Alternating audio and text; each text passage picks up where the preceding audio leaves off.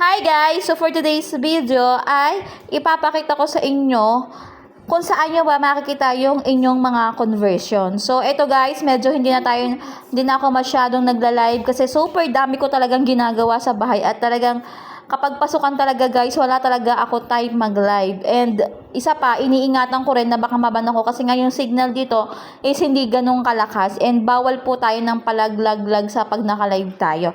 So guys, ganito lang yung gagawin nyo. So punta lang kayo sa Shopee application nyo and then guys, punta kayo dun sa inyong conversion or dun sa inyong affiliate. So, ganito yan guys. So, ayan makikita nyo. So, makikita nyo siya dito guys. Ayan, affiliate program. Pindutin nyo lang yan guys. Tapos, sa ilalim yan, mga Marico, may nakalagay na offer, conversion, income, at saka account. So, yung account, ibig sabihin yung account ninyo sa inyong pagiging affiliate. So, ayan yung pangalan ko. And then, mga madam, ito nyo makikita yung inyong conversion. Ayan, makikita nyo guys.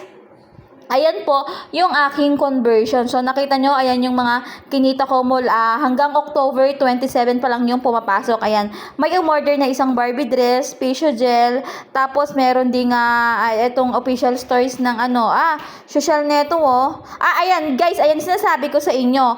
This item is canceled. So, kinanceled siya.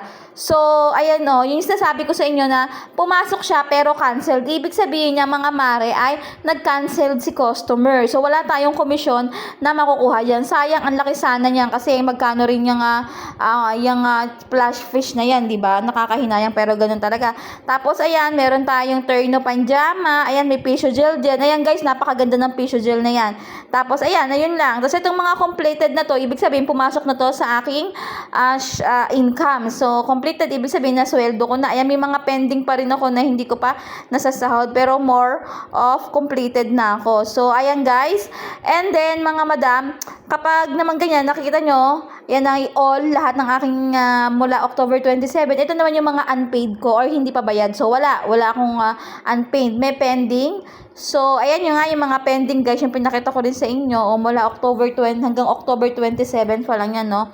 So, completed na natin guys. Ayan yung mga sinuweldo na natin.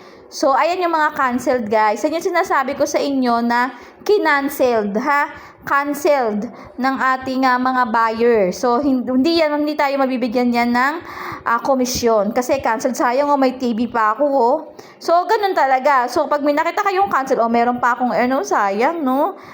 Diba? Ang dami, ang lalaking items. Hindi mo biruin nyo to, 3 items, no?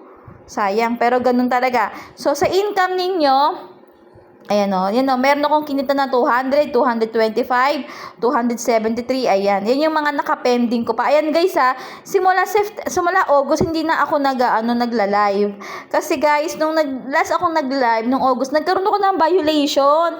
Kasi, hindi ko alam kung super lag nun. Tapos, talagang nag-pop up siya dun sa screen ko. Natakot ako, kaya nag-end agad ako. So, iniingatan ko rin kasi na maban yung account ko. So, kahit pag ginto-ginto kumikita pa rin tayo. Kasi alam ko, pag naban, hindi mo na siya mariretrieve. Ganun ang alam ko.